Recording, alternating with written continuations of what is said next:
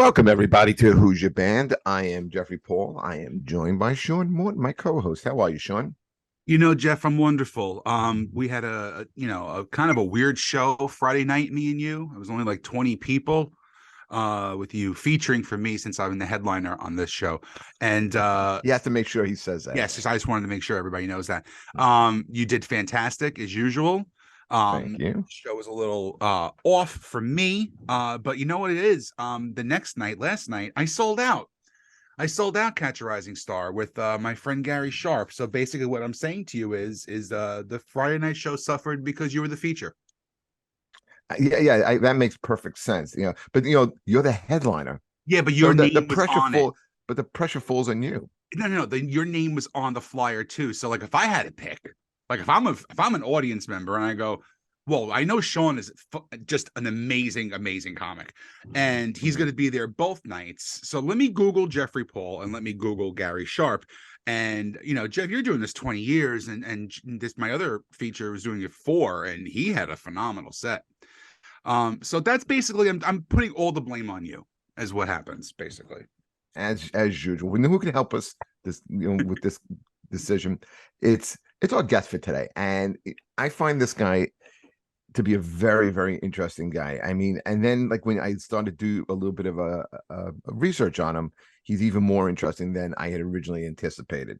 So I mean, to just introduce our guest as a comedian is really underselling a lot. So we're just going to bring him in and we're going to get right into it. Let's bring in Mr. Eddie Brill. How are you, Eddie? I'm all right. And of all the million things I've done in the business, still my favorite is being a stand-up, and it always has, and it always will. And I think I consider myself first and foremost a stand-up, and all that other stuff is stuff that I happen to run into on my, trials and travails and all that kind of stuff. Yeah, and see, Sean is putting the blame on me because on a Friday night when it rained in Princeton, New Jersey, he drew 30 people. It was more. I think it was more than 20. We had about. But 30. I drew 120 last night. Right. That's all I'm So saying. that makes you the king of Princeton. Listen. That's really not saying much, Eddie. No. But I've had some of the best times of my life at that club. It used to be that they had money and they'd pay us and they'd put us up at the hotel, and they had that incredible brunch or whatever. But so many great memories. I remember the day that David Cohn pitched a no-hitter, and also it was just, I was there with 2 of my best friends doing stand-up. I had a lot of fun in that venue, but it's been a while since I've been there.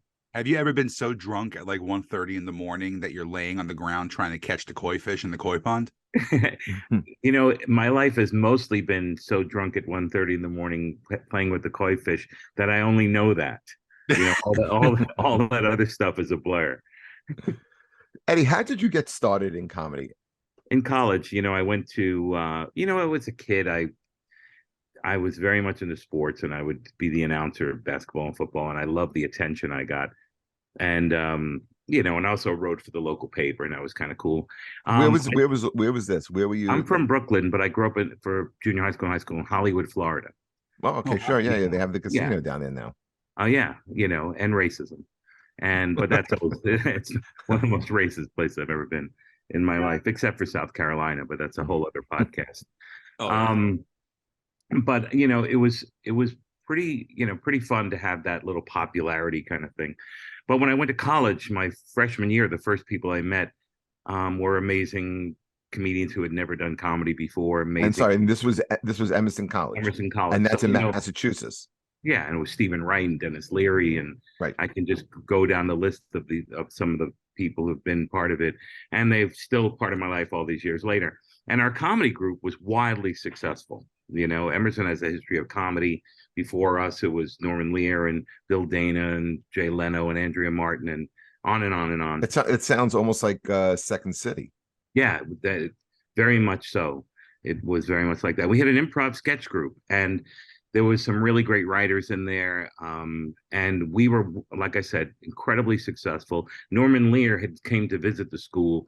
I had met him, and we started the first comedy writing department in America in a college because of it, because the school was not really that supportive, but we were doing something really great. And I think we learned what jealousy was, even on a very small level, through the teachers who were teaching drama and didn't get as many audience members, and it's mostly because who was the middle act, and that's why we didn't do well. That's what Yeah. it always comes down to. It always Who's going comes to down middle? to the Who's middle act on featuring, Friday right? night.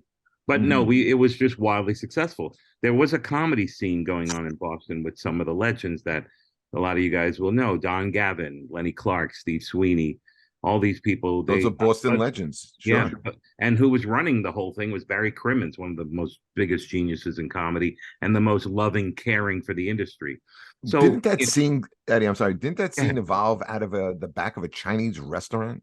yeah, the front of a Chinese restaurant. Okay. Huki Lao. Yeah, yeah. It was the Ding Ho in Cambridge, in Inman Square. So that pretty much, and there was a couple other venues, and there were some satellite things, but we were lucky at Emerson. We had the venue, we created it ourselves, and our friend was Stephen Wright, and he was a great stand-up, and we all tried it ourselves, and I wasn't very good at it, but the only time I was good at it was when my friends were in the audience because they laughed at anything.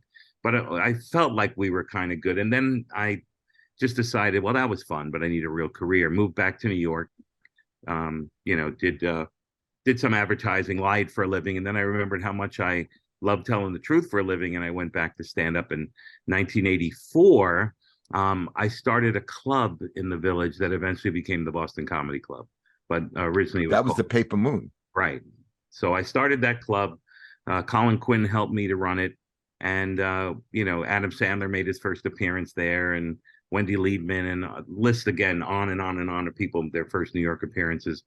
And Colin and I worked a lot because we were, sort of running the place. We did a lot of hosting, and we learned a lot. And then little by little, things started happening in my life. But it really started in school, in college, with really talented people. Even though we were young and arrogant and, cocky or whatever, we worked really, really hard. And it paid off. And we put the work in every time, and never, that's the one thing I learned from my early days in college: is you put the work in, it pays off.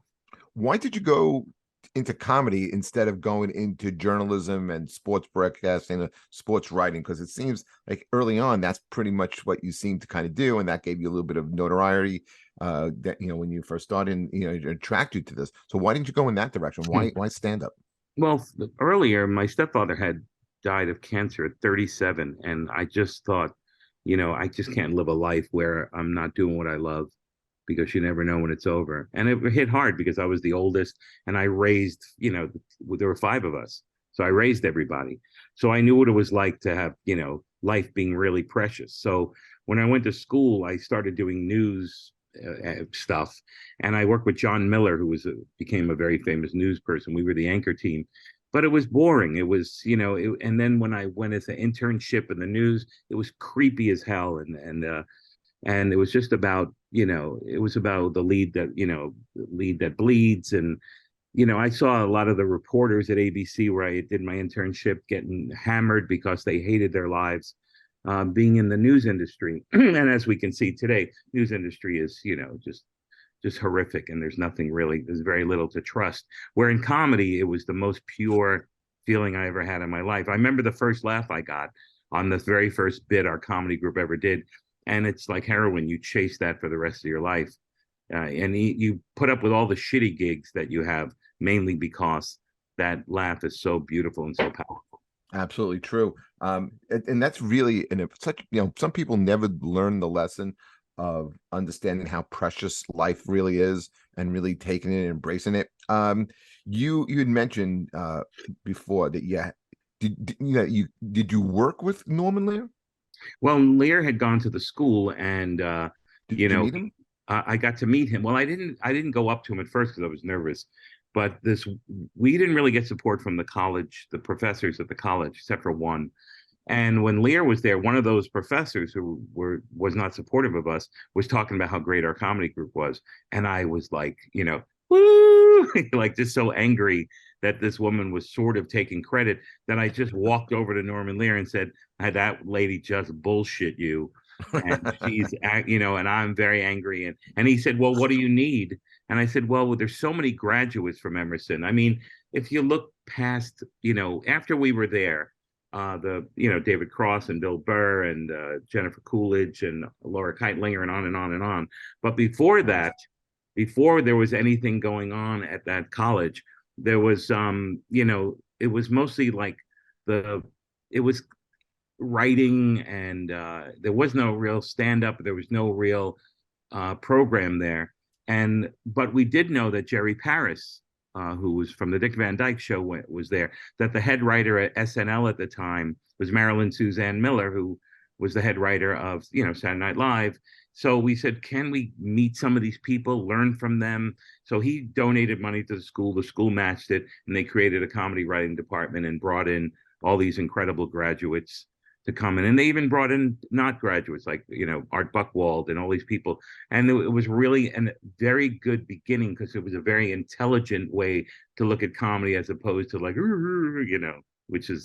No, I mean, no, I get it. And you're just rattling off like legends. I mean, absolute like legends, Mount Rushmore type people. I'm just kind of curious on what kind of impact that they had on your life, on your career. I mean, just think about how fortunate you were to have these people kind of like guiding you, and at a young age to kind of put you on the right path and doing it the right way. Yeah, I mean, I can't, I'm so thankful, and so, I'm the very first Letterman set I appeared on television doing Letterman. I had Joan Rivers and David, not David Steinberg. What am I talking about? I had Joan Rivers help me, and David Brenner. The two of them helped me with my set. Comics are comics, and it doesn't matter if you're 1,000 years old or 80 or 20. Everyone relates to each other. There's a lot of bullshit and a lot of, anger and a lot of hatred and a lot of self-doubt. But that's the world anyway. That's that. So I was very lucky to not be intimidated by these people who you could just see that they really cared about comedy. One of the many incredible moments in my life was meeting Dick Cavett, who I was a huge fan of, and then becoming like friends with him. And I sat with him once, and I said, right after we first met, and I said, I don't know if you know how surreal this is, sitting with you at lunch. And he told me that he had the same scenario with Groucho, where he had the nerve to talk to Groucho, and they sat across from each other at lunch. And then I said to him, well, you're no Groucho.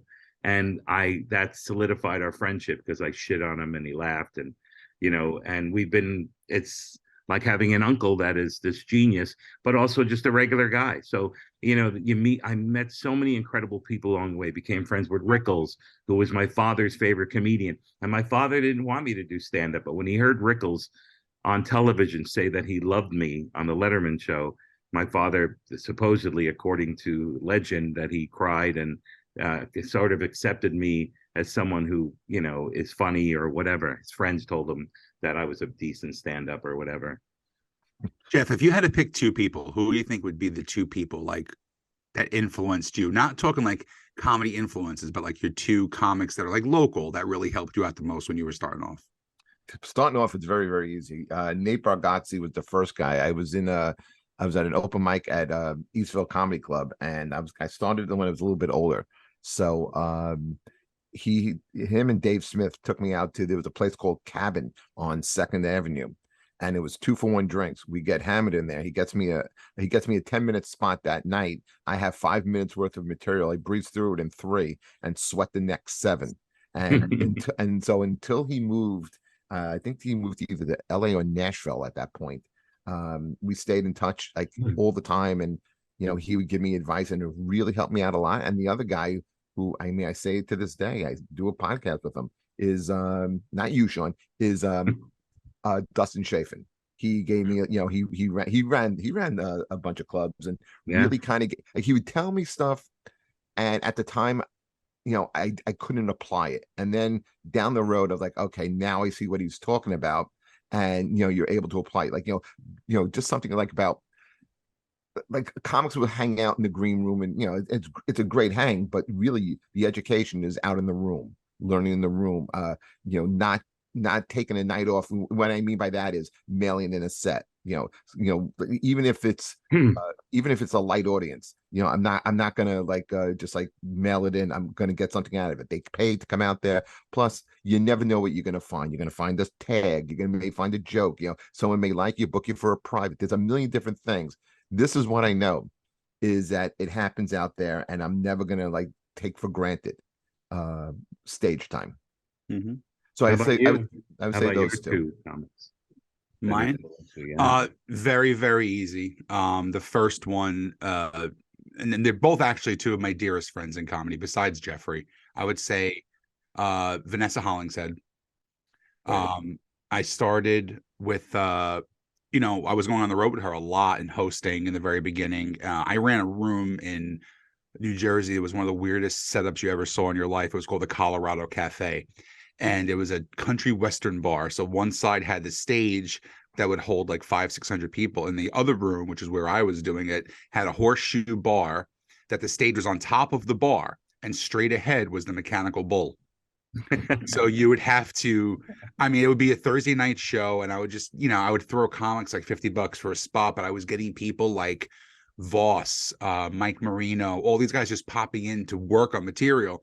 So I was getting my chops up hosting. I booked Vanessa and we became friends. And I told this story last night, actually. The turning point for me with her was I was working at a club and I was like stuck in like in hosting hell for like 3 years, and I was ready to feature at that point, and I was hosting for her, and the booker said to her flat out with an earshot of me, he's only going to host at this place. So Vanessa comes up to me and says, listen, I want you to do me a favor tonight. I'm like, okay, what are your credits? What do you want me to change? She goes, no, I want you to blow me out of the water. I go, Nice. what are you talking about? And she goes, you heard what he said. I go, yeah, I'm annoyed. She goes, don't be annoyed. Blow me out of the fucking water. I know you can do it. And that way you'll get that next push. So I just did everything I could to really have a great set. And then of course we were all done. He goes, I guess I got to put you on to feature now. And then I went way up to headliner with that. And then I mean, our relationship is amazing. Like, she did her last special 3 years ago. I helped her produce it. I mean, I wrote jokes for her. We reorganized her whole special. So to this day, she's still one of my dearest friends. And then the other one, not only like a good influence, she's actually a hero of mine, is Carol Montgomery. Oh yeah. And the two And of them are I've working known again together. I've known her for a long time. She was my pseudo agent for about 3 weeks when I had my manager, and she was working for my douchebag manager at the time. And but now we've this relationship has blossomed from watching, her starting off the Women of a Certain Age at the Crane Theater with like 7 people in the crowd Right. to, three phenomenal Showtime specials. And she gives me amazing advice all the time.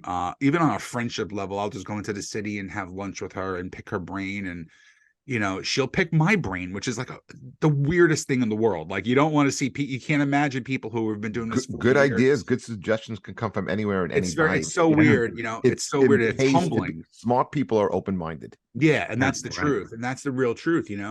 But even she gave me ideas about my first special that I'm going to shoot. Like, she told me how to figure it out, and she said, this is the idea that I thought, and I was like, this is absolutely brilliant that no one has done this yet. So Yeah, that's beautiful. I'm always going to support her. She's coming to my house 3 weeks from tonight. After her, she's a 2 o'clock show down the block from my house, and we're going to have dinner and margaritas here in 3 weeks. So That sounds great. You know what's and interesting I'm busy about that day, Sean. the MC thing with the guy saying you can only MC or whatever? The role of the MC is so wrongly exposed or whatever. In Boston, when the comics would work, the headliner would be the MC. Headliner would come out and do In 20 England too. bring the 3 different comics up and then close with 25. The MC is the most important person in the show. And a lot of 1000%. times, they would, give, like, the MC would, like, I remember there was this guy who's kind of, I won't mention his name, but he takes advantage of comedians. And he said he wanted to help young comedians by giving him 5-minute spots. But what he did was he put them on at the very beginning, which was no help to any comedian or the show. It was Right. just a way that this person acted like they were really being responsible. But the MC is the most important part of the show. 14 years, every Monday night, I hosted at Caroline's, and I became a better comic because of it. So when someone puts an act on at the beginning and who's not experienced, they've already ruined the show. Sure. I still love enjoy hosting. the I show. still love every once in a while I'll get the opportunity to host, and I love it. I love really it. truly Yeah. do, because when you go into the feature mindset, you're saying, okay, I have to do 30 minutes. I'm going to start with this. Your headliner set, you're doing 45 to an hour, but I love doing crowd work. Like, that's one of my favorite things in the world to do. So for me, I will take any joke that I have and completely throw it away. And I will just do 10, 15 minutes of crowd work, get them moving so I can get the feature or whoever's going up in a comfortable spot. Because if you are a shit host, that show is starting at the bottom and you got to work your way up. But I'd rather start in the middle or high and keep it going, even further. Exactly. Like when I'd What happened? audition, when I'd run an audition, I'd either have William Stevenson or Vic Henley host, because they were at the time the best The two of hosts the in best. New York. But before that, Mike Sweeney, Larry Amorose, Belzer, the history of the great hosts are so important, because a host who is, if you're running an audition and the host is auditioning too, the whole show is ruined because the MC is trying to be seen. Whenever I would audition people, I'd make sure that the host hosted, and that made it easy for the comics that follow to be able to be seen in their best possible light, and it's so important. But again, a lot of people don't know, because the setup outside of, you said, London or Boston is completely different. It's like, let's put the comic with the least experience up top. It's not the best way to do it. Right.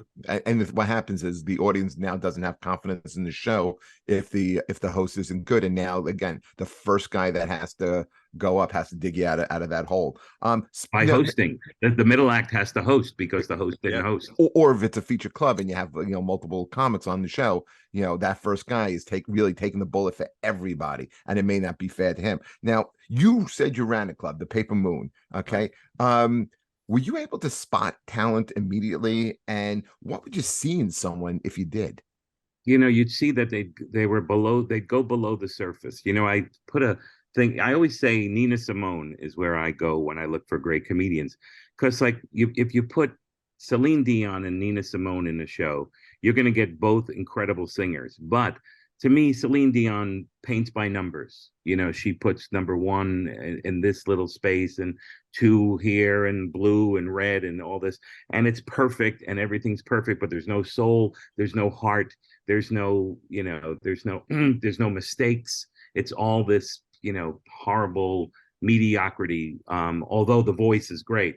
Nina Simone, she went out there and she just ripped her guts open and sang out loud about, from the bottom of her soul. Or you look at Bonnie Raitt or somebody like that, or Shaka Khan. That's what I look for in comedians, a comedian who is willing to just get out of their head and just come from, all of our neurotransmitters in our body, or most of them, are in our gut.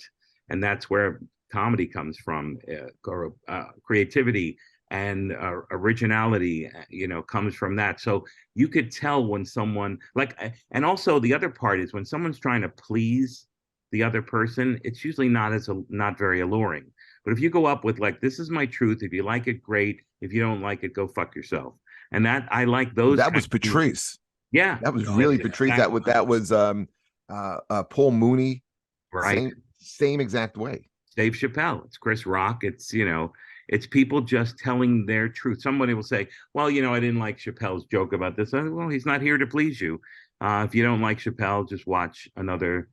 Either wait for the next joke and see if you like it, or watch something else that pleases you. But it's never alluring. It's never alluring to me. Sorry to interrupt, but it's never alluring to me to see someone just kissing my ass. I'd rather have someone with their own backbone, their own strength. They can agree sometimes, and we disagree other times, and we still leave being friends. Okay, so where does the line? Okay, so you go to a Caroline's, you go to a Stress Factor. I'm just naming local clubs. Like Caroline's not open anymore, but we just talk about headliner clubs where people would come out and they would go to see a headliner. Yeah, it's great to speak truth, but this isn't spoken word. This is comedy, right?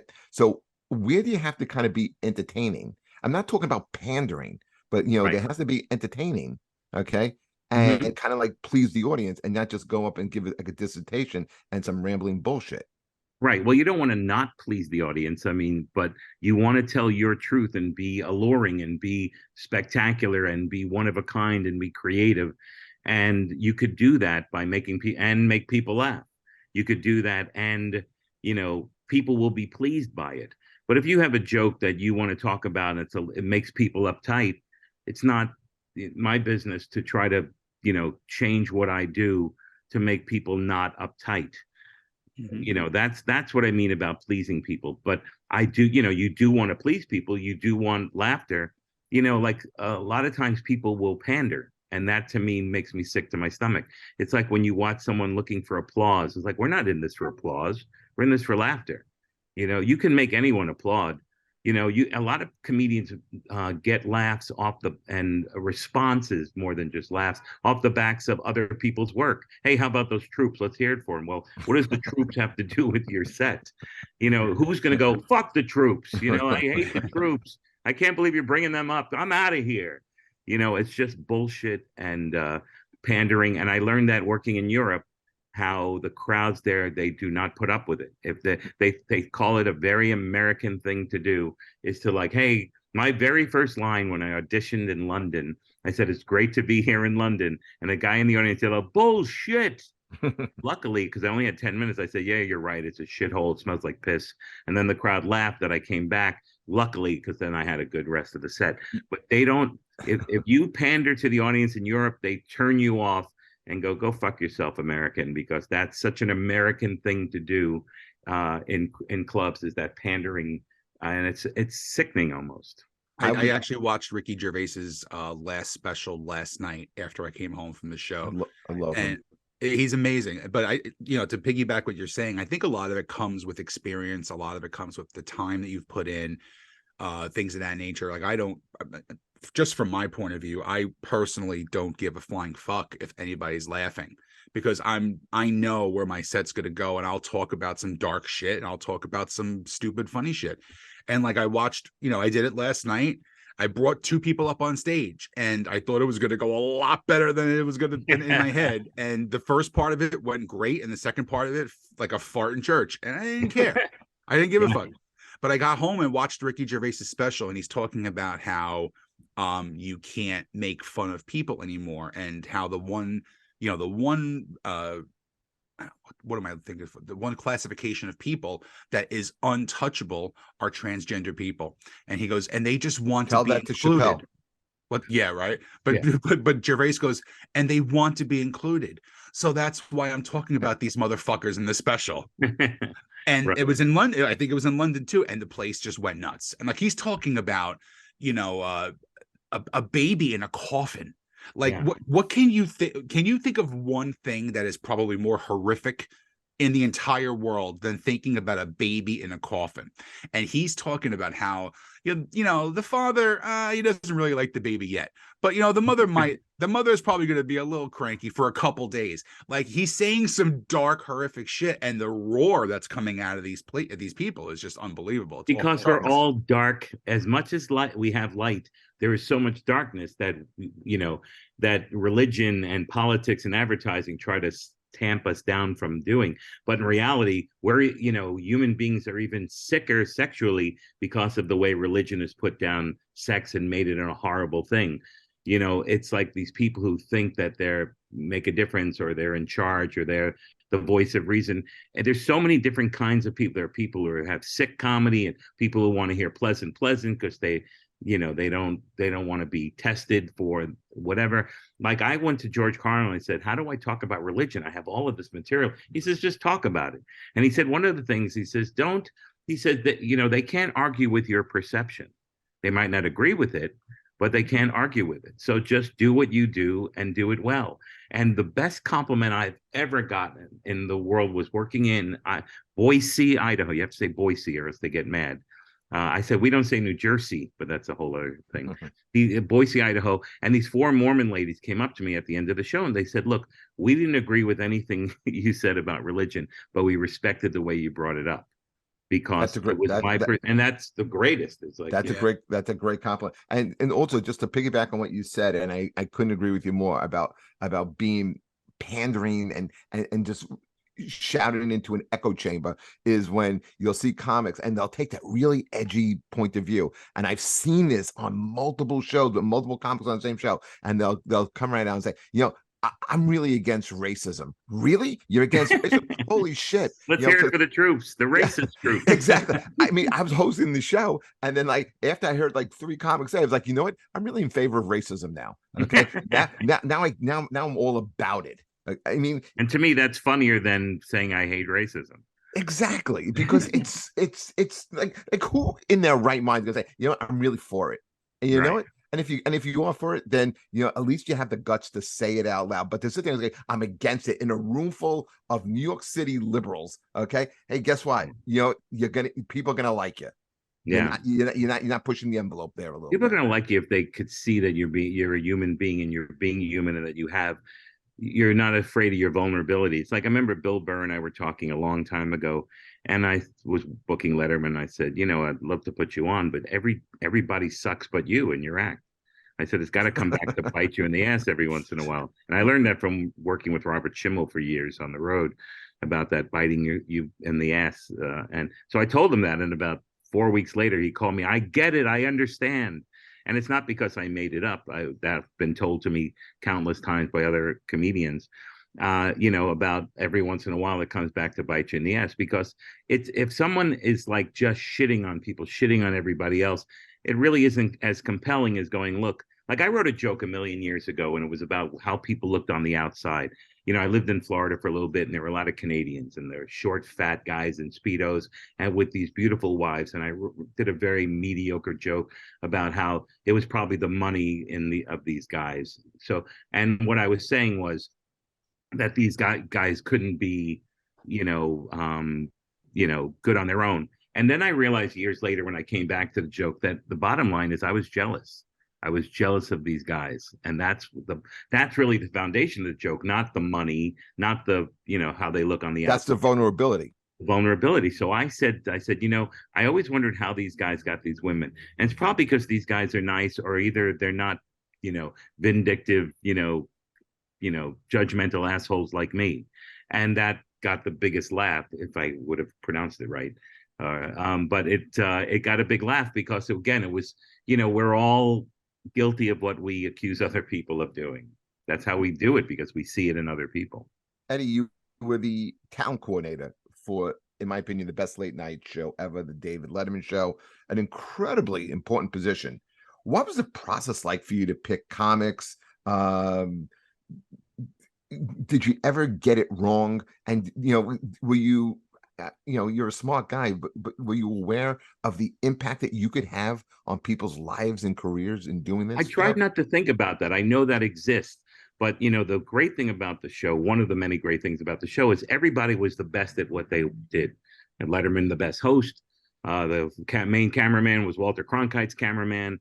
The producers were amazing. The writers were from Harvard. I mean, it was that you're working with the best of the best. And Letterman demanded that kind of high energy, high quality every single day. And when the show was over, everything that happened before was thrown away, and we're ready for the new day of all this new stuff. So I was the warm-up comic first, which I got because I was the warm-up with Dana Carvey. And when that show was over, some of the producers there, including Louis C.K., were working at Letterman, and they recommended me to do the warm-up. So, I got close to Dave because Dave's assistant had also gone to Emerson like me. And she brought me into the circle. I got to meet Dave, and then I started going to the desk in every commercial break. And it was really great because I can offer some funny ideas or talk about the Beatles or just hang out and, just be there. And it was really nice. And I felt like I was part of something incredible. Now, Zoe Friedman, who booked me on Letterman, was the booker, and she got an incredible job at Comedy Central, and they were looking for a new booker. And they recommended me to be the person because we always talked about stand-up. So it got to a position where I said, well, I'll do it, but I want comics every week because we only have 12 to 14 comics a year, and that's not enough. And so they said, well, we're going to start one a month, and that's the way it's going to go. And then the first comic was Jeff Stilson, who actually filled in last minute for someone who was sick, and he crushed. And all of a sudden they go, now you got a comic every week. go at it. And then it was, and I started bringing in people like the Smothers Brothers and Robert Klein, and These were established guys already. yeah, I mean, these were big stars. Carlin, I put on the show, Roseanne, and I was putting these people, and they go, we want a bunch of young comics. So at the time, it was, I try to, bring in young comics along the way. And how would that work, Eddie? Would you go out and scout the comics yourself? Was it based on reputation? What did you do? Yeah, Comedy Works in Denver, and I did a Wednesday through Saturday. I'd stay Sunday so that they'd set up a showcase, and I'd look at 10 comics that they do. And I did that in every great comedy club in America. And when I say great comedy clubs, I mean people who, ran, like Wendy Curtis from the Denver Comedy Works. She loves her community and really treats her community amazing. And so I was able to see incredible comics because Lewis Lee in Minneapolis at Acme, I could just go on with all these incredible bookers. But more than that, I got comics mainly from other comics I respected. Bonnie McFarlane or Louis C.K., or people would say, I worked with this comic on the road, you should watch them. And that's how I got most alerted to most of them. When I first took over, I had like 35 boxes of VHS tapes to go through. And I went through every one of them. And I only got 2 comics out of Nick Griffin and Karen Rontowski out of all of those boxes. Nick is awesome. Yeah. And I gave them, and it's fun. I tried not to think, oh, I have this important job or I'm going to change people's lives. What I really wanted to do was put these people in the best possible position, because I did the show. I knew what it was like. As Buddy Hackett says, I walked the last 30 feet, meaning from backstage to the microphone. So I knew what it was like. And I was able to, give a lot of people their breaks, Camille Nangiani and, like I said, Karen Rontowski, or, I put a lot of people on, Mike Birbiglia, and on and on and on, list, Hannibal Buress, getting these people. And, not only was it me finding what I looked for in great comedians, knowing what Dave liked, which was really smart comics who were also the ability to be silly, like a Jake Johansson.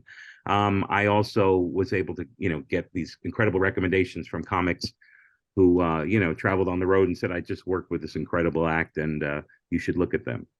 I guess my tape got lost. Yeah. Well, if it did, it was because I needed something for the door jam. Yeah. No, I looked at every So you served one. a purpose, Sean. Yeah, okay. I looked at every one. I did. I looked at every tape, and it was very painstaking because people would come out. I had some funny tapes of comics who were just new at it. I had a guy who had a hairbrush, and he had covered the TV behind him with a sheet, and his father was filming the comedy, and he was smoking, so you saw smoke coming into the lens. And every time his son did a joke that he liked, he would laugh and the camera would shake. I had a ton of those, and they were just fun to watch. Oh, so you did get my tape. Yeah, that was great. And your father, I don't know, what was he smoking? I couldn't tell. Crack.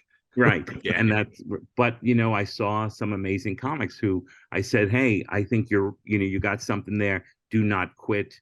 Do not stop. Did you answer everybody? Mostly everybody. If I had a tape and it said, hey, how you fucking people doing? So I'm eating shit. They didn't really care about putting together a set for a television show. But if that's the other thing about comedians. I contacted people. It's funny how unself-aware comedians could sometimes be, right? Like it's like, hey, this is easy. We were talking about this the other night, John. How some people just think it's so easy. I can just go up and do it. And and it's insulting. I wound up becoming in the last couple of years friends with Al Lubell, who I knew Dave loved. Yeah. Al Lubell, don't forget to get your car at Al Lubell's, Al Lubell, half hour on Al Lubell. Yeah. Well, he's a hilarious comedian. Brilliant. And been around forever and ever, and did the Tonight Show with Johnny Carson, and he's a pretty special guy and one of a kind comedian. And Dave loves that's a great way of putting it. He is definitely a one of a kind comedian. Did I tell you about the radio spot that I had to do on Friday to promote our shows this weekend? Yes, I heard about that. So Eddie, this is one thing that really bothers me. Eddie, you'll never get your time back after this story. What do you think about fake credits? Yeah, there's no reason for it, really.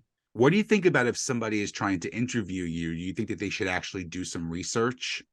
Yeah, I think that's a nice way to do it. Or if they're an incredible interviewer, there are cases where I've been interviewed by people, and then you could just see they're savvy interviewers. Like, Letterman was a great interviewer. Sometimes he went with the notes, and sometimes he didn't. And so I don't think it's always good to have the research to fall back on. But if you're a good host, and all of a sudden the conversation, like one time I saw Leno interviewing, what's her name? She played Pacino's wife in Godfather. Diane Keaton. Diane Keaton, and she said something to Leno where she said, so how's your life? He said, and she said, well, it's really weird because all I feel is I'm going from TV show to TV show, and I don't feel like I'm bringing anything to the table. I feel like it's like almost a fake. So you never hear that from these actors. Everyone's kissing ass. If I was the interviewer, I would have changed course and said, tell me about that. What is that like? What did you do before, whatever? And they went, so anyway, and then went back to the notes. It's like, and that's what's killing late night, because it's scripted. It's not authentic. Yeah. I don't think that, the old way of doing late night talk shows is viable anymore. You could see it in the ratings, yeah. And it wasn't, what? When Johnny Carson was putting comedians on, you would do a set and the next day you had a career. When we were doing Letterman, it wasn't like that anymore. There were too many shows, Conan and Jon Stewart and all these and other also shows. Johnny did 90 minutes, if you remember. Right. Now shows are anywhere for a half hour to an hour. Kimmel's really good at what he does. He's one of the people who, worship Letterman, and you could see the influence there.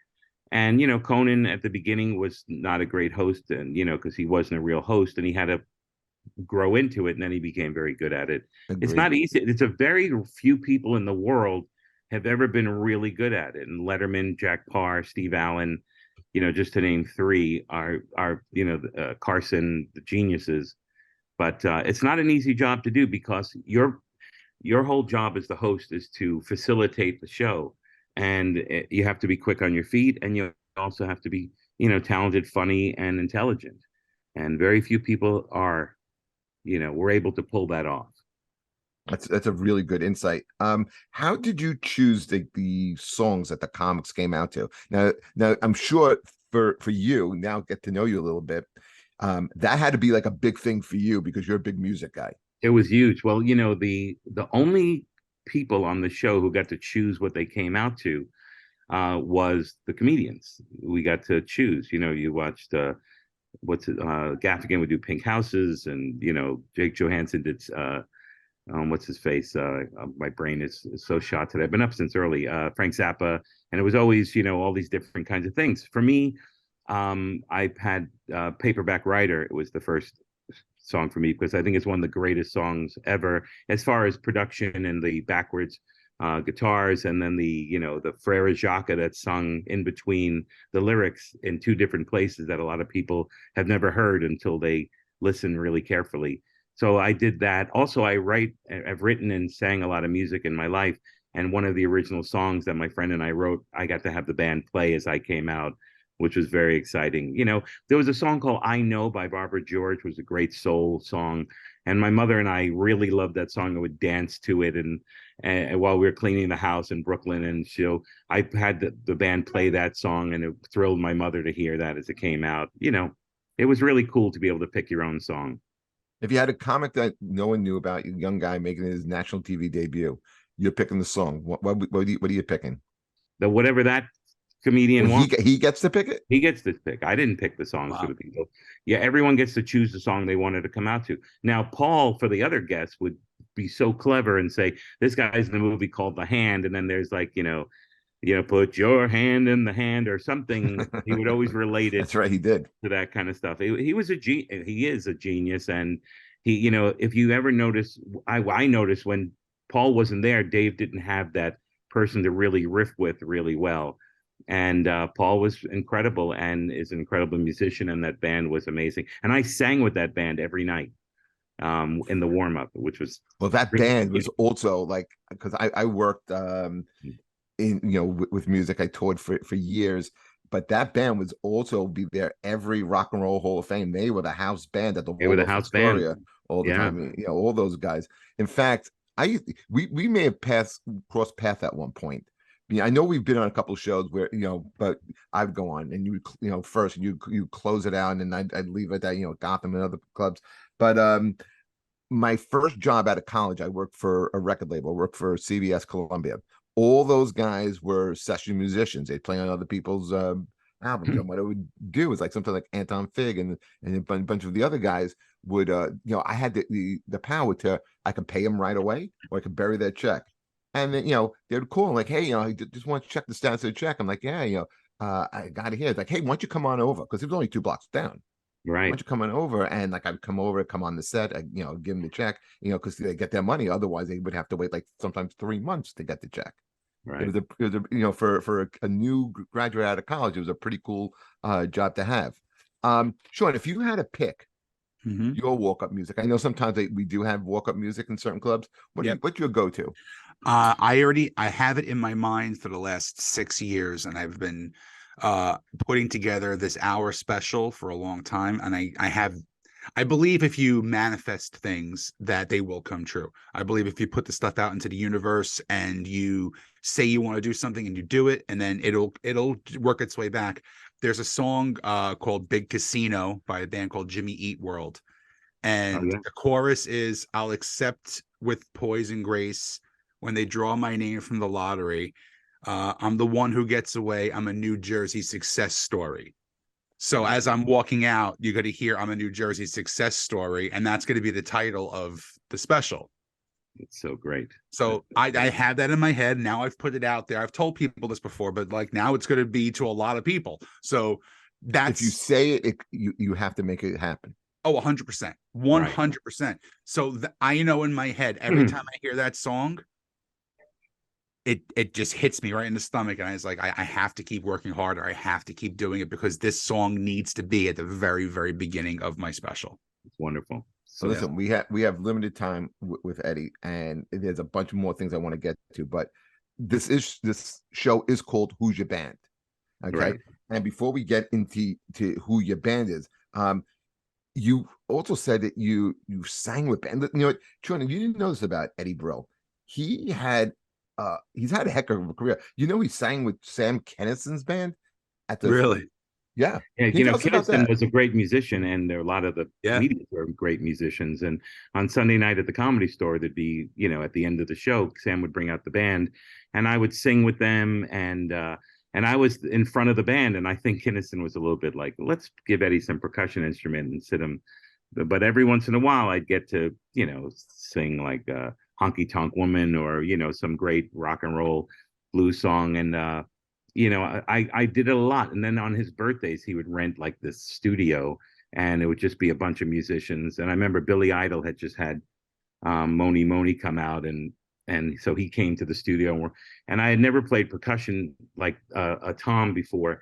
And I was so high that I was playing it, and I don't know if it probably was shit, but there I am sharing a mic, going, Moni, say good. And it was just so weird. I sang at CBGB's a few times, which was more of a thrill than any of that for me, because there was a band called the Sick Fucks, and they were amazing. And they had it was all the greatest musicians in the world. And they would sometimes do country western night, and I'd sing a Johnny Cash song, or I had different friends in different bands. I had roommates that were bands and in bands, and they'd ask me to sing with them when because I love singing. I still do. I've been recording music for 40 years. CBGB's, man, that was. I mean, the C in CBGB's is country, the B is blues, right? Yeah. Oh man, what night of the week would you go in there? I mean, because sometimes you can go on a Tuesday night and it would be popping, or you can go on a Saturday night and the place could be like half full. Well, when I was in college, since I left college, I moved to the East Village. And so every neighbor of mine was an incredible musician. My next door neighbor was the bass player of the B-52s, and around the corner was, Patti Smith's guitar player. And, it's like everywhere you would go, there would be somebody. There was a million great musicians all living. Robert Gordon was a neighbor, and Marshall Crenshaw. Someday, some way. Yeah. All these different. It's funny that you said those two guys back to back, because they both shared a hit. They both sang that song. It was a guy named Eddie Dixon who was great, and Hoy Boy and the Doys, which was a great rockabilly band. these were all my friends. So we all lived in the East Village, and we'd go to either Max's Kansas City until it closed in October of '80. And I got to host things there. And then I also, I spent a lot of time at CB's because their friends ran the door, and a lot of our friends are in bands. So we would just go there just to go have a drink and hang out and listen to these incredible bands that you didn't even know, like Television was a great band that a lot of people didn't know about. And we just went there, and they were who's with and the Ramones lived in the neighborhood, and so they'd come in every once in a while. It was a really great rock and roll time. The mixture, all of our roommates were either comedians, actors, or musicians. You know what the weird part about CBGB's though is after it closed. I don't know if you were aware of this or not. So obviously, John Varvatos bought the store, and they would still do shows there every once in a while. So there was a band that I still love. They're called the Gaslight Anthem. Yeah. So they're fucking amazing band. I got invited to their record release party, and then I go in there, and then I'm like, wow, this looks oddly familiar. What they did was when they closed CBGB's, they actually cut the drywall out of the walls. I don't know if you know this. They cut all the drywall out and they put it onto rolling carts. So that way, if they ever do shows again at the Varvatos space, they would roll out the CBGB walls. Wow. And I don't know if they still do it now, but that was the first. I think it was they still have a lot of the authentic, real stuff from CBGBs. I mean, the thing is, listen, times change, and you have to take over, but I'm kind of glad at least they kind of understood and respected the history a little bit. Eddie, did you know Hilly Crystal at all? No, I saw him, and I try to avoid him because I was getting in free, and I didn't want to say how. No, that had nothing to do with it. I didn't really know him that well. I knew most of the musicians and the people who worked the door and the people who worked there, and I was there a lot. But I never, because I wasn't one of the bands, I never had to deal with him. I saw him, almost every night, but I never really knew him well. That was some scene back then. I remember, CBGB's, Max's Kansas City, used to go to those places too. But do you remember places like in the East Village? You had the Pyramid Lounge. You had I saw Madonna when Madonna's boyfriend Steve Bray was the drummer in the Sick Fucks. So he had told us, hey, you got to see my girlfriend. She's singing at the Pyramid Club, and we would go, we went there all the time. We saw so many great bands at the Pyramid and so many lousy bands, but it didn't matter because it was just fun to be there. And we lived around the corner from there. So it was never really a hassle to just stop over at the Pyramid and see that, Yeah, they're reopening right now. Actually, I don't know if you know about that. Pyramid's reopening as New York's really only official rock heavy metal club. Wow, good. I mean, it was a great scene because you would have the upstairs lounge, and downstairs you'd have the bands. Do you remember going to? I used to go with my friends to the Peppermint Lounge as well. Oh, yeah, we were just talking about that. Me and my friends the other day saw. That's where I saw the Rascals for the first time. One of the you saw the Rascals there. Yeah, it was really weird. They. Oh my God. Yeah, we would go see anybody really. But Peppermint Lounge a lot. I would also spend some time. Yeah, well, Danceteria and Tramps. One of the greatest. And Bond International. Bond International. I saw the famous Clash shows. I saw 3 of the 5 Clash shows at Bond's, which was really great. It was amazing. I got to one of the coolest, weirdest, fucked upest gigs of my life was opening for Ray Charles at Tramps at the anniversary of Tramps, and he couldn't have been nicer. Couldn't have been greater to me. And I have great photos of me and him. And the crowd didn't really cheer for me because they wanted Ray, and they didn't want a comedian. And Ray said, "Don't worry about it." He yelled at the crowd for yelling at me. And somebody yelled a request. And he says, "Fuck you. You yelled at my opening act. I'm doing what I planned on doing. And then you guys get the fuck out of here." He was just such a nice guy and cared about other musicians and artists and whatever people might say about him. I couldn't have loved that guy any more than I did. So when I asked Eddie to do the show, and one of the questions I put out there is like, the only thing I really need from you is just tell me who your bands are. And he gave me a list of these bands. All right. And one band stood out because one of these things don't belong here. All right. So one was XTC, which I think is a very underrated band. Hits like Dear God, Mayor Simpleton, Peter Pumpkin Head. I love those songs. Right. And that's the more recent XTC stuff. I was in college with with them when they had their first 7 or 8 albums. That's Andy Partridge, and he's just like such like a unique, like Brilliant singer, right? If you like the Beach Boys recording qualities and the, what was the name of that movie that did all the, it slipped my mind. It was all about all the great musicians who played for the Cutting Crew. Yeah, the Wrecking Crew. The Wrecking Crew. The Wrecking Crew. You saw the great qualities of the background musicians. Well, that's what you had with you had the best musicians in the world playing with these people, and their production wise, XTC was the same kind of production quality that the Beach Boys had, and the Beach Boys used the Wrecking Crew as well. It was just to do Pet Sounds, right, which was amazing. Yeah. So XTC, I was lucky enough to be able to see them 3 times live because they didn't tour. Where'd you see them? At my father's place, at the Ritz became Webster Hall, and I saw them at the Palladium. Oh man, all great venues. I used to always be at the Ritz, and I saw Prince at the Palladium. Oh my god! I can say I think we should go see Joe Perry at the Webster Hall. He's playing there in a few weeks. That's crazy that he's playing there. Yeah. So you had XTC, you had Gang of Four, not a fan. Elvis Costello, huge fan, love Elvis Costello, and then the other band. This is the one that I don't think it's like, where did this come from, Eddie? The Who. Oh, I can't get enough Who. I can't get enough documentaries, stories, histories. They're the 3 incredible 1 guitar, 1 bass, 1 drum, and a great singer, and their history and the variety and the kinds that, like the Who Sell Out is a whole different animal, and there's just an amazing band, and there's a million more bands. It's like, if you ask me what my favorite movie is, Cinema Paradiso, no questions asked. I like other movies, Blade Runner, all this other stuff, but it's my number 1 movie. You ask me my favorite band, what? Where's Irma Thomas singing Time Is on My Side? Where's there's just so many bands, the Beatles, and Gang of Four, again, I saw them before anyone knew who they were, and it was one of the greatest. It was 1 guitar player, 1 bass player, and a drummer, and they sounded like 8 people. You like a rock band? Yeah. Right. Now, let me ask you something about the Who, because this is something that we've been debating on, not on this show, but on things they've been doing. Is Rolling Stone recently came out with a list of great bands that put out terrible albums. And the Who was number 50 on that list. They listed 50, and then the album that they chose was It's Hard. I don't think It's Hard deserves to be on that list, because I think any album that has 2 major hits, immediately you don't qualify for it. That album had Athena and Eminence Front on it, along with a couple of other ones. What's your opinion on that album?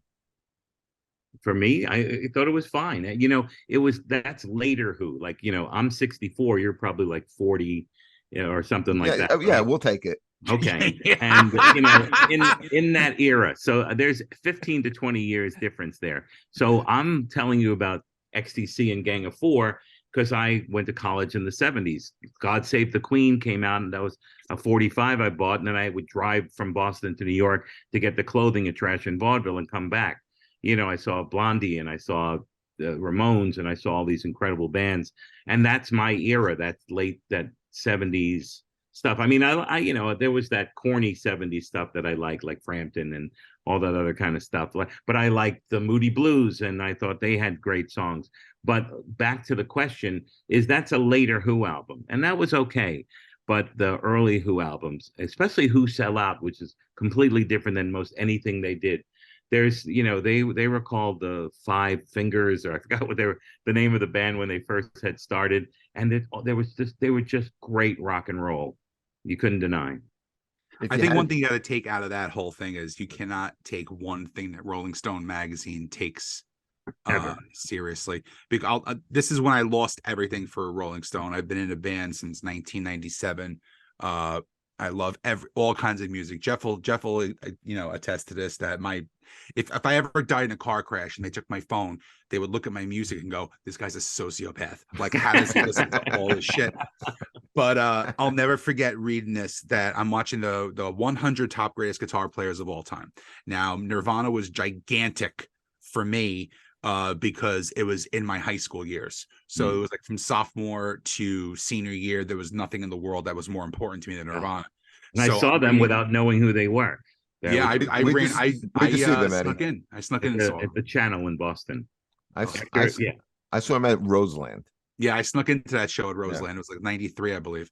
So number 70 guitar player of all time was Eddie Van Halen. Now, if you're what saying number was he? 70. That's okay. Now, if you're telling me that you lost me. You're telling me there's 69 guitar players on this planet that are more influential or better than Eddie Van Halen, I will tell you to go fuck yourself. Because even though I'm not a huge, ginormous Van Halen fan, and I love them, but he is one of the pioneers of music, and he's a top 5 guitar player of all time. Yeah. And they put Kurt Cobain at number 11. Interesting. So I'm like, this is the biggest piece of dog shit that I've ever seen in my entire life. Well, anytime you make a list like that, it's first of all, it's subjective, and it's so wrong. The reason I have a problem with Rolling Stone is because the articles are written by people who make it about themselves. When I went to the concert, I don't give a shit that you went to. Tell me about the band. Where if you read the New Musical Express or some of the Q magazines or the British Mojo, you really find out about the bands. Like I worked in England a lot, and I would go there reading all their magazines, buying the records and CDs before they came out in America, because you really got to know about bands. Where you read the Rolling Stone, it's like, well, I don't give a shit that this is a famous writer who's writing this thing. He's not famous to me. What's the album like? Who plays on it? All that's more important. So the Rolling Stone, not my favorite. Although I have read it for some of the politics or some other stuff in there. Sometimes you get like a good interview in there, but I mean, like when it comes to the list, I think they do it just so guys like us would talk about it and get so outraged, like what they have to say has any more credence than our opinion. Well, right. I think a lot of it too is, like we mentioned the word before, and it's very, very true. It's pandering. Yeah. Because when you look at the Rolling Stone lists that were out forever, I believe Like a Rolling Stone by Bob Dylan was the number 1 song for years and years and years and years. And they put out the new list, and if I'm not mistaken, I'm trying to scroll through it really quick. Number 1 was You Make Me Feel Like a Natural Woman by Aretha Franklin. Now, again, it's a great song. It's an absolutely great song. But Respect by Aretha Franklin. So now this song is a great song. Is it the greatest song of all time? There's no way in hell this is the greatest song of all time. But it went from like number 28 the last time they ranked it to number 1. What has changed in that time period, right? Well, I mean, in the last 10 years, what has changed? Not much. Yeah. No, not much. But number two was Fight the Power by Public Enemy. So you're telling me In My Life by the Beatles, which I think is one of the most pure, beautiful, loving songs you're ever going to hear in your entire life. Written before they were 25. Right. You're telling me that Fight the Power by Public Enemy is a more important song. It's pandering. That's exactly what that whole list was. And I won't ever read a Rolling Stone article ever again after I read it. Yeah, there's like the Beach Boys, that God Only Knows is one of the greatest songs in the greatest song. Well, one of the greatest albums. Yeah. Yeah. So is it fair to say that Elvis Costello is, if you had to pick one artist, is it Elvis Costello for you? I kind of get that feeling. It kind of has been this whole time. Plus, I got to meet him and know him. He hosted once on Letterman when Dave was out, when he had the shingles and everything, and I got to like work hand in hand with him and talk to him on stage. I just saw him the other night. I would, it's between him and the Eels as far as who are the great bands of my life, because the Eels, to me, they write like Elvis writes. The lead singer, E, writes like Elvis writes. His writing is amazing and very emotional, which I like a lot. Just like I like the great old soul blues stuff because it was so emotional and, but it's just hard. It's just such a hard show. I mean, I'm having a great time, but to pick your favorite, it's just like, I can't. Each era is amazing. Like there's a band called Jellyfish that nobody knows, and they remind me of Queen kept going on. You ever get to listen to Jellyfish, their songs are amazing and very incredible. It's just like, but no one knows who they are. but they're one of my top 10 bands. Let's go back to Yeah, Elvis I love Costello. Hold on a people second, like Sean. that. Because this is something because this is my favorite composer. I mean, I have great songwriters. I love Burt Bacharach. Oh, Okay, and the fact that Elvis Costello hooked up with Burt Bacharach, and I used to play the shit out of that album. I they loved it. just released No, yesterday or the it day was before it the was so new. emotional. This house is not a home anymore. I mean, that song would just rip my heart out, and I'd be like a little baby and just start like like getting emotional, like listening to it, like I was driving or be in my basement or whatever I was doing. How did that You'll be happy to collaboration? know that they just released the Elvis Bacharach, all of it on a big box set 2 days ago. Good. They, Well, I'll be ordering it off of Amazon once this podcast is over. So, how did they kind of get together? Do you know the story on that? they had to write a song for "Grace of My Heart" for the Matt Dillon movie that was "God Give Me Strength" is the name of the song, and they just they loved each other and they decided to come together for this movie. Well, it was so wildly successful that they ended up starting to a relationship, mostly doing it over answering machines, is what I heard Elvis say. I called his answering machine, gave him some ideas. One of the biggest thrills of my life was when Bert was on Letterman, and I went out to him to talk, to just say hello. And he said, "Hey, sit with me." So I'm sitting on the piano bench next to Bert, and he's playing the piano. And I said, I recorded years ago instrumental versions of your songs, and we called it Back to Bacharach. And he says, "Oh my God, I can't believe I never thought that." I said, when I was a little kid and I was like this, changing the words to all the songs to make them dirty.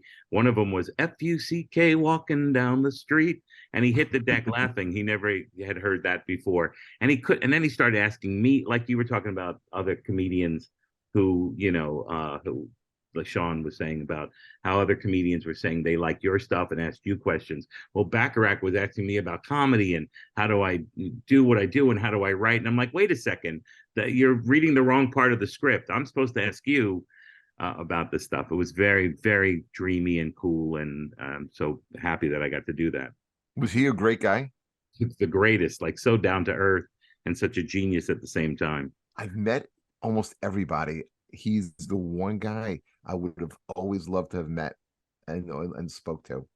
Yeah. There was something about his orchestration, his writing those 60s and 70s songs that were just so identifiable, and they were just even like something raindrops keep falling on my head. Who also is one of my heroes I got to meet was Carole King. Carole King has written some of the there you greatest songs in go. the history of the world, and her Pleasant Valley Sunday version is much better than the Monkees version, even though I do like a lot of the Monkees hits. But she did a great version of Pleasant Valley Sunday, which is one of the greatest songs of all time. Sean, you ready to hate me? I've hated it for fucking 12 years. Because where did Carole King sometimes write? In the Brill building. You get it? Because his name is Eddie Brill. You get it? Nobody gets it. No, we get it. It's just horrible. We're just letting that stinkeroo hang out there and linger. Let that I fart deserve stink this. up the- I love podcast. wordplay. I love wordplay, so you can't go wrong with me on that. Yeah, the Eels. You know what they were known for, and we just got to wrap this up real soon. Is when Steve Perry was in obscurity for a while. Yes, he came out and sang with them. I know he loved them. It's his favorite band. See, and I know one song. I know Novocaine for the Soul, and that's all I know. They have like 17 albums, and no one's heard of them. I had no idea. I really did. I thought they were a one-hit wonder, to be honest. Life is hard, and so am I. That's Novocaine for the Soul. But there's a song called "The Look You Give That Guy." It's what I've seen them so many times in concert, and became friendly with them. It's just they're so good, and they're so unique, and the writing is spectacular in the Elvis Costello range of brilliant writing. Eddie, last thing before we go. Okay. I think you're a hockey fan, if I'm not mistaken. Yeah, big time. Okay. Do the Rangers have enough to overtake the Bruins? No. They're not physical. They think they did the wrong thing at the trade deadline. They went for the splashy name in Kane. They should have gone for the grunt defenseman to clear the front of the puck. Yeah. I don't really like Drury as much as I like Gorton and Davidson. Well, as far as putting the teams together, Drury's made some good decisions, but he's not the guy. I think. And the Bruins are just too good. The Bruins lose, two of their best players in Foligno and Foligno and Barnes. No, Foligno and Ward, and they and they just picked up Derek, Derek, the two guys off the Capitals. Bertuzzi, and then the guy from They from picked the him up too, Capitals. Tyler Bertuzzi. They're just too good. And Bill Burr and a lot of my friends are huge Bruins fans, and I've been, we've done the Cam Neely benefits for all these millions of years, and we got to know a lot of the Bruins. I got to be very close with the Red Wings in the 90s. They saw me in a show, and then I would travel around the country around their schedule. Was that the Yzerman? Yzerman, and yeah, it was pretty cool. I'm a huge hockey fanatic, so I love really great hockey. But the Rangers, I've suffered with them my whole life, and it's only been 29 years since they won a cup. Yeah, I know. It's almost becoming like, what was the chant? 1940. Yeah, 1940. It's almost becoming that again. Yeah, people sure think it will. hey, it's recent history. They just won a cup with Messier. It was 29 years ago. Yeah, I know. That's crazy. But I love sports, and I've always loved. In 1969, I was a young boy, and the Mets won the World Series on my birthday, so that was huge. And then the Knicks won the 7th game of the championship against the Lakers. My father took me to that game. It was pretty fucking psychotic. So cool to be able to go. And then the Jets won the Super Bowl, and Namath was my hero. And the Rangers even made it to the semifinals and lost against, I think, Boston that year. So that was solidified my New York teams. And they've probably, the Mets have won one other one. And, the Jets haven't won any, and the Rangers won one. So, I picked all the shitty teams, but I don't switch or tell them, I stay with my teams. That's what real fans do. Eddie Brill, how could people find you? On Instagram, I'm at Eddie Comic. On Twitter, I'm Eddie_Brill. I'm on Facebook. I put a lot of content on Facebook because no one really goes there. And and I write I've written about 320 stories for a book, and I put some of the content on Facebook. But you can always contact me through Facebook, because you could just friends. You can say hello to people that are not your Facebook friends or whatever. But Instagram, it's easy to find me, and just I'd be glad to answer anything that anyone asks. Listen, I mean, we could have spoke to you for another hour. Same with me, with you guys. You're the way I started this show off. I mean, not just a comedian. I mean, you're just like a fascinating career with just like really like great insights to everything you've said. So we really appreciate you coming on. Thank you. And I appreciate you guys very much. And I love people who really care a lot about this. I care so much about it, and to hear you guys talking about it, it's very refreshing. Very cool. Appreciate that. Sean, great job this weekend. I'm sorry I couldn't sell more tickets for you. I didn't know that was the job of the feature, but I will work harder the next time. All right. Listen, I'm gonna plug a show because it'll be out before that. Big show, Thursday, Thursday, March 16th. I'm making my long-awaited return to the Stress Factory in New Brunswick. Hey, there you go. It's been about probably 10 years, and now that I live 12 fucking minutes away from it, there's no reason why I'm not a regular there anymore. So yeah, please come out to that. We me and my dear friend Gary Delana are going to be there. Gary Delina's cousin is my first friend in life. No Eddie Delina. Yeah. Weird world we live in. Yeah. Small than sometimes people make it out to be. Yep. All right, folks, listen, please subscribe, keep following. We appreciate it. Eddie, thank you so much for your time. My pleasure. We'll catch you next week. Take care, everybody. Thanks, guys. All right. Thank you, Eddie. Take care.